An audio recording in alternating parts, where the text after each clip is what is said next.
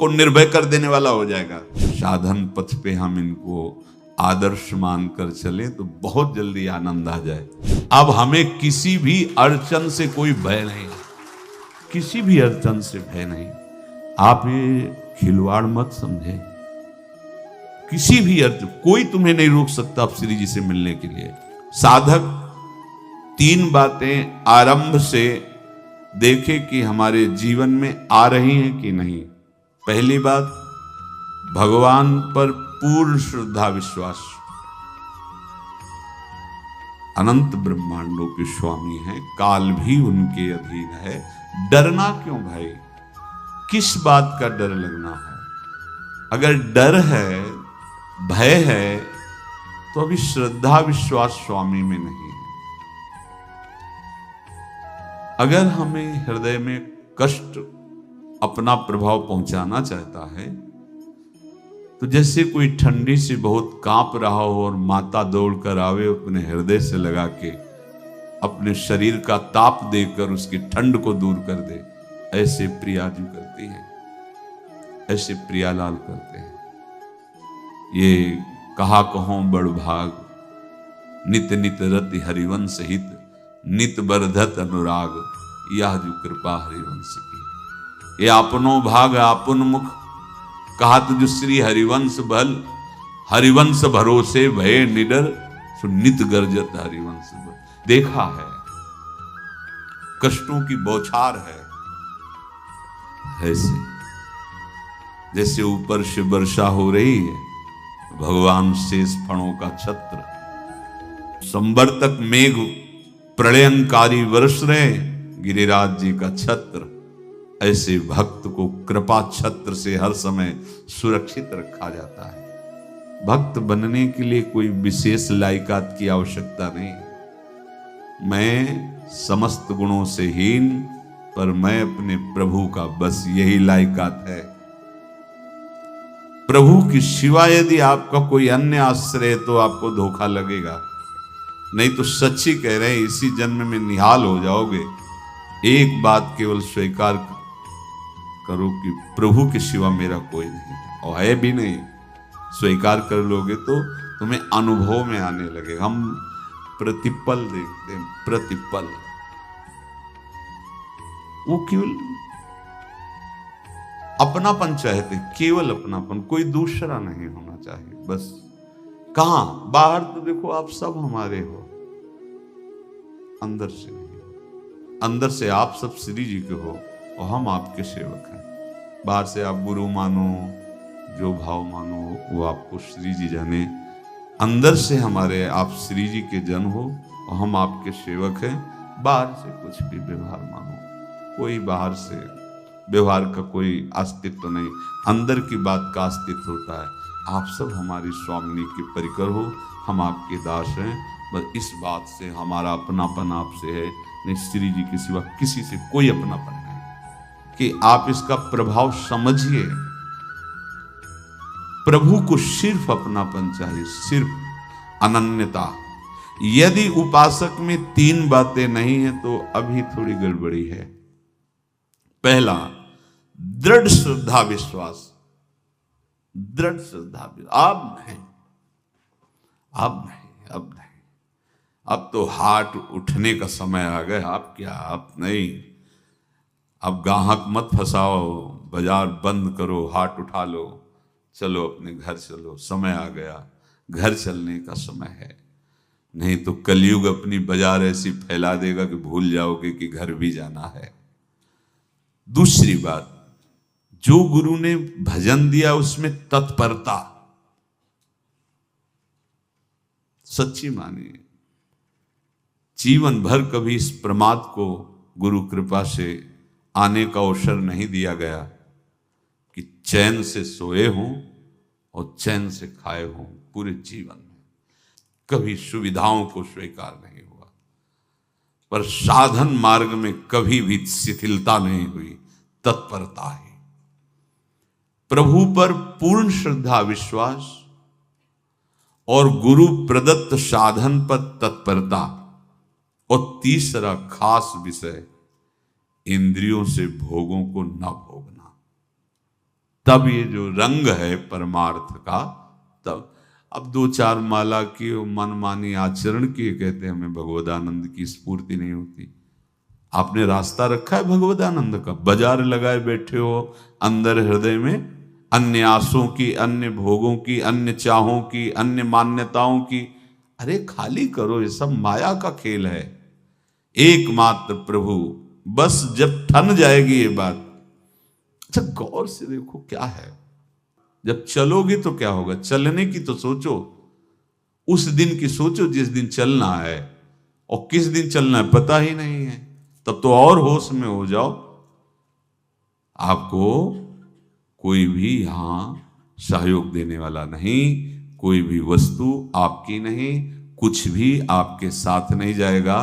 तो होश में हो जाओ, संभाल लो, आगे की गति मत बिगाड़ो। 3 बातों पर ध्यान दीजिए, श्रद्धा और विश्वास अटूट अपने इष्ट पर। दूसरी बात, हमारे हृदय में जो गुरुदेव ने उपासना का बीज रोपण किया, तत्परता। देखो आपको हृदय की बात कहता हूं, माया के पास केवल प्रलोभन है, ये सुख में बांधती है। सुख का प्रलोभन अच्छे से सजा के पेश करके देना, साधक को भ्रष्ट करना, ये इसका स्वभाव है माया का। माया किसी व्यक्ति का नाम नहीं, किसी शरीर का नाम नहीं। भगवद विमुखता जिस वस्तु व्यक्ति स्थान से हो वही माया है।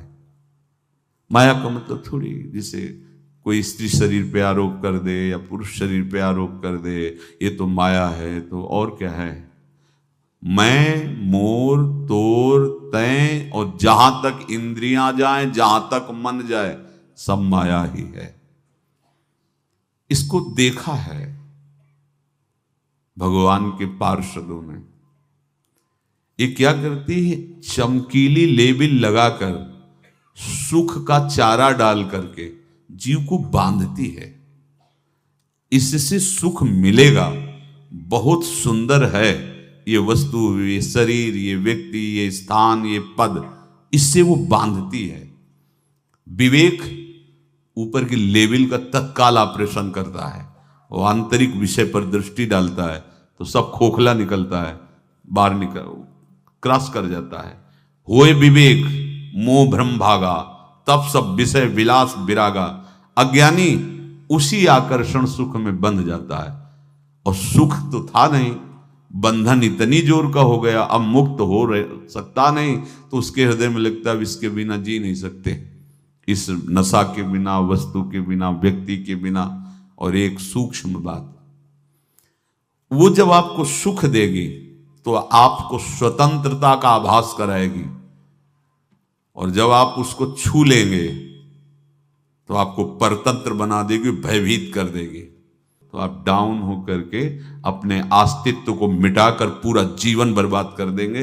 इन शब्दों को लिख लो, अपने हृदय में लिख लो। माया सुख में बांधती है नहीं उसके पास सुख। जिसे तुम सुख समझते हो वो सुख नहीं, बिल्कुल सुख नहीं, वो सुख की छाया है, तुम्हें समझ पड़ती नहीं, ये गिरधर की माया है। उस सुख का बंधन, आप देखो कुछ भी क्रिया करते हो माया जनित तो प्रलोभन होता है, सुख मिलेगा, और जिस समय सुख मिलने के लिए आप लालायित हुए उस समय सुख भोगने की स्वतंत्रता आपको दे देगी। लो, आप समझ रहे हैं हम स्वतंत्र स्वामी होकर सुख भोग रहे हैं? नहीं, अब भोग लिए ना, अब गुलामी उसकी सहो। अब तुम्हें वैराग्य हो रहा कि मैं नहीं भोगूंगा, तो उसकी दृष्टि बदलेगी। समझ रहे हो? अब आप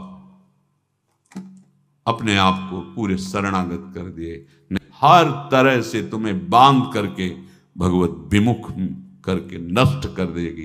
ये बात अच्छे से समझ लो, अच्छे से। इस सुख का प्रलोभन देकर बांधती सुख है नहीं, क्योंकि आप उपासक हो। जब सुख में उतरोगे तो कितने दिन फिर आपको घृणा होगी कि अरे धिक्कार हमारे जीवन, फिर लौटने का चांस नहीं रहेगा। ध्यान से सुन लो, लौटने का चांस नहीं देगी माया। तुम्हारी ऐसी आंतरिक कमजोरी हो जाएगी, ऐसी वृत्तियां कमजोर हो जाएंगी कि तुम उस माया के इशारे पर नाचोगे, उसके विपरीत तुम बोलने की भी ताकत नहीं रख सकते।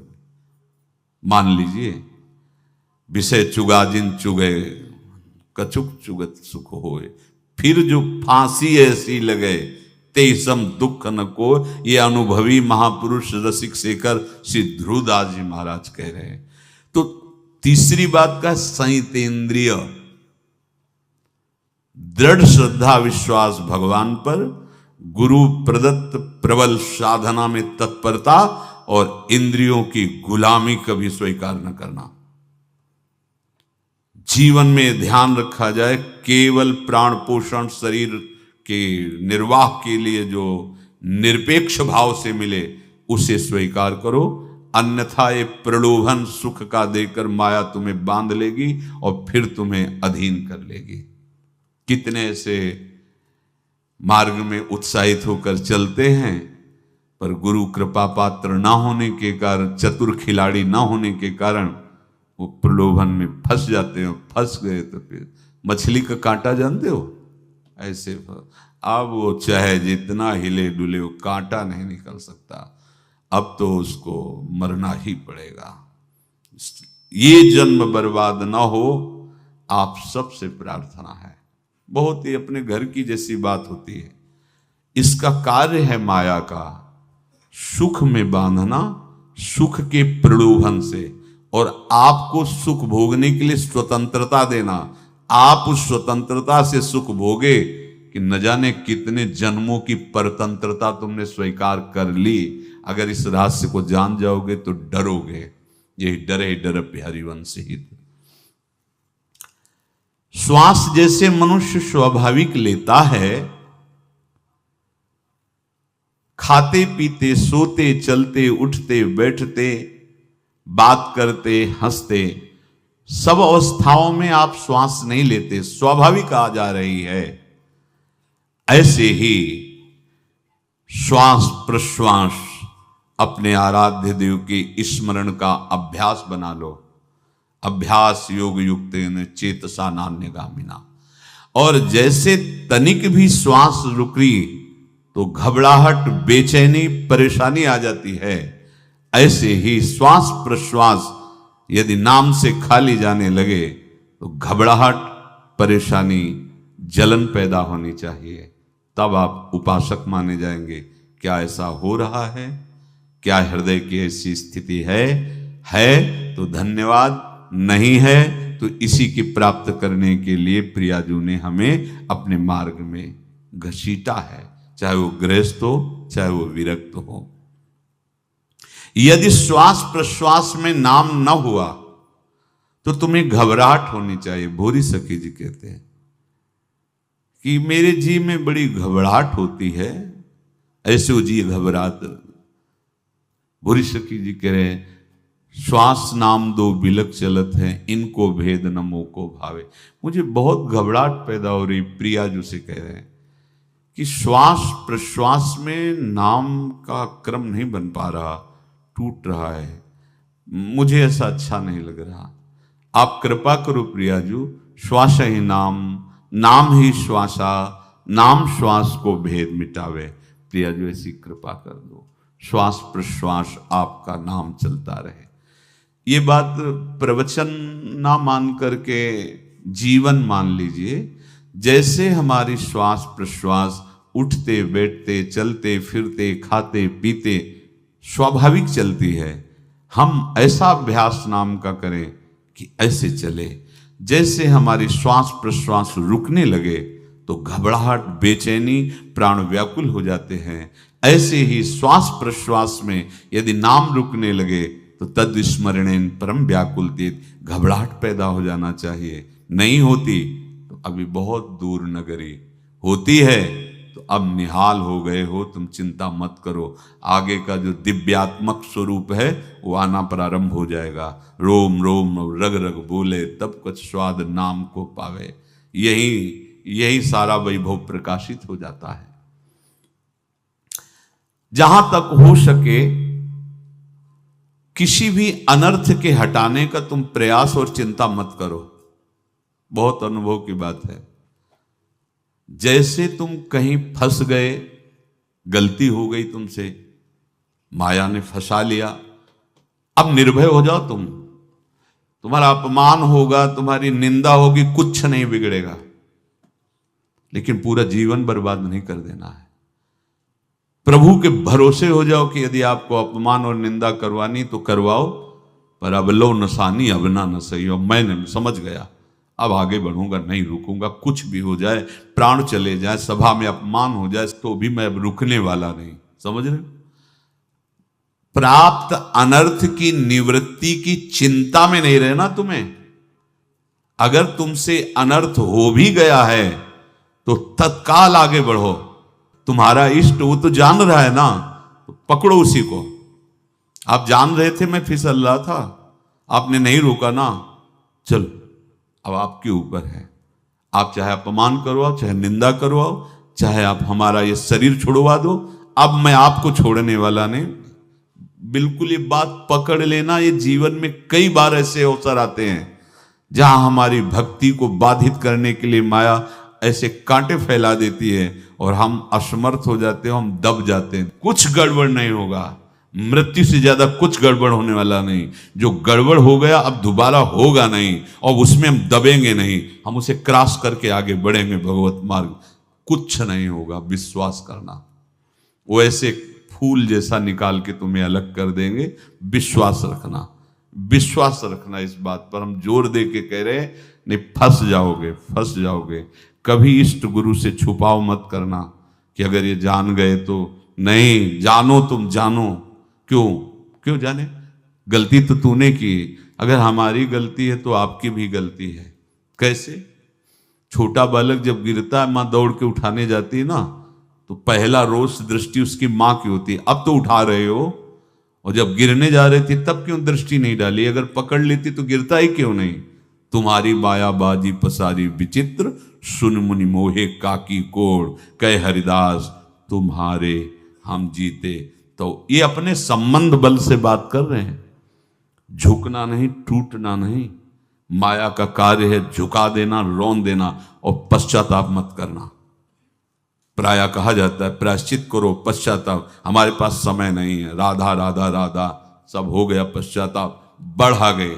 नहीं तो इसी चिंता में गलती हो गई। गलती हुई तब समय नष्ट हुआ, अब वर्तमान में उसका चिंतन करके नष्ट करो, और आगे के चिंतन की गुंजाइश नहीं रह गई, क्योंकि आप अपने हृदय को इतना गिराते चले जा रहे हो, हृदय का स्तर, कि उत्साह ही नहीं रह जाएगा। यह ऑपरेशन है सीधे भगवत प्राप्ति के लिए। बिल्कुल दृढ़ विश्वास। तुम्हें अब अपनी चिंता नहीं करनी।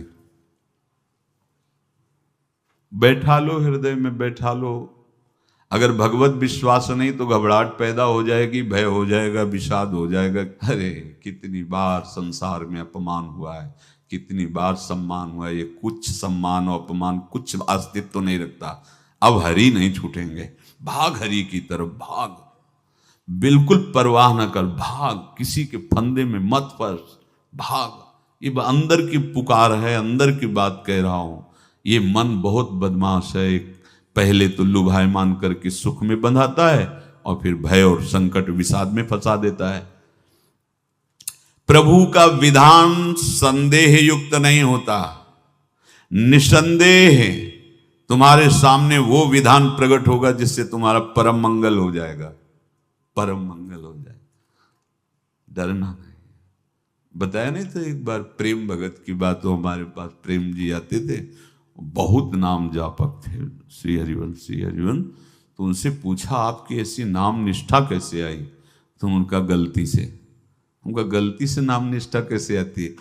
तो किसी पद के अधिकारी थे जिसमें किसी कानून के विरुद्ध उसमें दस्तखत कर देने से करोड़ों रुपया उनको प्राप्त होना था। तो रात्रि में ऑफिस में बुलवा के उन्होंने वो गलती कर दी। दस्तखत की बड़े अधिकारी थे, और वो उनको पता नहीं था कि वो षड्यंत्र है, और पहले से कैमरा रख दिया गया था। पूरा वीडियो लेते देते, बातचीत करते, दस्तखत करते, सब प्रमाण। तो सुबह जो उनकी आरती उतारी गई समाज में, तो बस घर वाले भी उनसे कि जैसे पुत्र थे पत्नी कि पिताजी पापा आपसे ऐसी आशा थी, मार दिया हम सब लोगों को आपने। कब हम लोगों ने धन की मांग की आपसे, आप इस अवस्था में ऐसा कर। तो घर से ये वचन और बाहर तो सब उपहास उनका, और उन्होंने निश्चय किया अब रात्रि में आत्महत्या कर लेंगे। कर्म बड़ा विचित्र होता है। पर वो वृंदावन पहले से आते थे और हरिवंश उपासकों से मिलते रहते थे। गुरुदेव भगवान से भी उनका परिचय था। गलती किसी से भी हो सकती, चूक है, यही तो है ना। कंचन कामिनी कीर्ति, कहीं भी लुभायमान। शायद उनके मन में लगा होगा कि दस्तखत कर लेंगे और मिल जाएगा, वृंदावन वास करेंगे, झंझट छूट जाएगी। कुछ ना कुछ ऐसा आया होगा, क्योंकि वो अधार्मिक प्रवृत्ति के नहीं थे, पर क्रिया तो हो गई ना, वो षड्यंत्र था वो। उन्होंने सोचा रात्रि में अब हम प्राण त्याग देंगे। तो धाम आना और रसिकों के संग के प्रभाव से एक दिव्यता प्रकट हुई। वो सबके सामने सोने का नाटक करके लेट गए। तो परिवार वालों, नजर तो सबकी थी कि विकसित हैं, परिवार वालों को लगा सो गए। तो रात्रि जब सोए थोड़ा ऐसे, तो वास्तविक नींद आ गई और स्वप्न में देखा कि कोई उनसे कह रहा, देखो तुम्हारे सिरहाने सेवक वाणी रखी है, इसको पकड़ो, मरने की जरूरत नहीं, सब ठीक हो जाएगा। जगह तो सेवक वाणी सिरहाने रखी हुई थी। जैसे एक भक्त को तुलसी दल नामक ग्रंथ सिरहाने रखा। अरे अलौकिक शक्ति संपन्न भगवान और भगवान के पार्षद हैं। बस सब बात हट गई और उनकी जिह्वा और उनके मन ने, जैसे ना मरने वाले को प्राण मिल जाए कि भाई प्राण रक्षा, ऐसा को श्री हरिवंश हमारे रसिक समाज में जब वो आते थे उनका अच्छा सम्मान होता था। तेजों में चेहरा, वयो वृद्ध शरीर, श्री हरिवंश ऐसे चलता रहता, बात करते और श्री हरिवंश ऐसी नाम में रति देखी। देखो ना क्या हुआ, घटना क्या थी, दृश्य क्या था, जीवन बिल्कुल व्यर्थ हो क्या गया, लोक सम्माननीय जीवन बन गया, महात्मा बन गए और भगवत प्राप्त हो गए हैं, उनका शरीर छूट गया है। तो यहां कह रहे हैं कि तुम्हें किसी भी हेतु से अपनी चिंता नहीं अब करनी। प्रभु का विधान निसंदेह परम कल्याण में होता है, तुम्हें संदेह नहीं करना। कड़ुआ हो सकता है लेकिन अवसर तो मिल जाएगा श्री जी की तरफ भागने का। हम अपने को अच्छा साबित करने के लिए पूरा जीवन लगा दें, नहीं भाई, हम नीच आचरण वाले पर हम भागेंगे प्रभु की तरफ, लोक पावन करने वाले महात्मा बन जाओगे।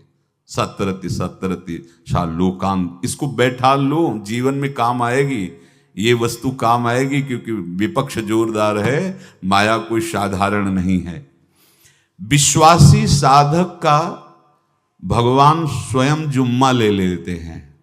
विश्वासी साधक का भगवान स्वयं, देखो अपने मन में तुम किसी प्रकार की चिंता न रख करके ये आज से विश्वास कर लो कि अब मेरे जीवन में जो होगा, मेरे प्रियाजू के द्वारा किया हुआ विधान परम सुखप्रद होगा, परम मंगलमय होगा।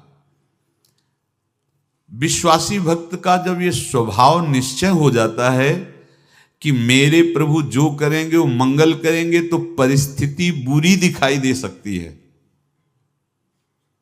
परिस्थिति भयावह दिखाई दे सकती कि अब तो सब गया, ऐसा लगेगा। लेकिन वो बहुत बड़े के हाथ में नियंत्रित है परिस्थिति। देखते देखते उस परिस्थिति का परिणाम निश्चिंत, निःशोक और निर्भय कर देने वाला हो जाएगा। भयभीत मत होना। बहुत ही अमृतमयी बातें हैं, अगर अपने साधन पथ पे हम इनको आदर्श मानकर चले तो बहुत जल्दी आनंद आ जाए। किसी भी अड़चन को तैयार रहो, ये काल क्षेत्र है, मृत्यु क्षेत्र है। कुछ भी, कभी भी, कहीं भी, कैसे भी, सब के सब मर सकते हो। अभी यही खंभा टूट जाए, बिल्डिंग गिर जाए, सब मर जाओगे। कहां जाओगे? जहां ऐसे सुन रहे हो ना, ऐसे निकुंज में चलेंगे। अब हमें किसी भी अड़चन से कोई भय नहीं है, किसी भी अड़चन से भय नहीं। आप ये खिलवाड़ मत समझे, किसी भी अर्थ कोई तुम्हें नहीं रोक सकता आप श्री जी से मिलने के लिए। ये आगंतुक भय एक स्वाभाविक होता है। जैसे पूज्य श्री मंगनानंद जी सरकार सेनपुर, बहुत उच्च कोटि के ब्रह्मलीन महापुरुष, तो एक चौकी पर ऐसे बैठे हुए थे और बहुत से ऐसे संतजन परमहंस सब बैठे हुए थे और ब्रह्म चिंतन के विषय में चर्चा चल रही थी। तो एक संत आगंतुक आए ऐसे गंगा किनारे। तो उस समय स्वामी जी कह रहे थे मंगनानंद जी कि एक होता है विचार भय, वो संतों में कभी नहीं होता है, और एक होता है तात्कालिक भय, वो सबको व्याप्त हो जाता है। तो उन्होंने कहा कि स्वामी जी वैसे हम आपका आदर करते, लेकिन इस बात पर हमारा मतलब मन नहीं बैठ पा रहा है कि जो ब्रह्म स्वरूप को जान गया है उसको विचार भय तो होगा ही नहीं, लेकिन स्वाभाविक भय कैसा हो सकता है। तो सिद्ध पुरुष थे। उनका स्वामी जी बैठो, प्रसंग पूरा होने के बाद फिर आपका उत्तर हो जाएगा। ऐसे चौकी लगाई बैठे, और बैठे थे बट वृक्ष के नीचे। तो एक जैसे बाज है, गीद पक्षी है, उस समय तो वो संध्या का समय था, आके ऐसे जे ही बैठा तो खरबर खरबर वो डाल तो महाराज चौकी के नीचे हो गए, जो गंगा किनारे से आए थे ना। तो कहा स्वामी जी ये विचार भय है या स्वाभाविक भय है या आपको ब्रह्म चिंतन या ब्रह्म बोध नहीं। तो हंस दिए, बोले उत्तर मिल गया। ये स्वाभाविक, जैसे अभी बंदर चीख दे तो सब घबरा जाओगे ना, विचार भय नहीं है ये आगंतुक स्वाभाविक भय। भय विचार भय कि अब जो है ऐसा होगा, ऐसा हो सकता है, नहीं नहीं, वही प्रसंग चल रहा है। भगवान प्रमाण देते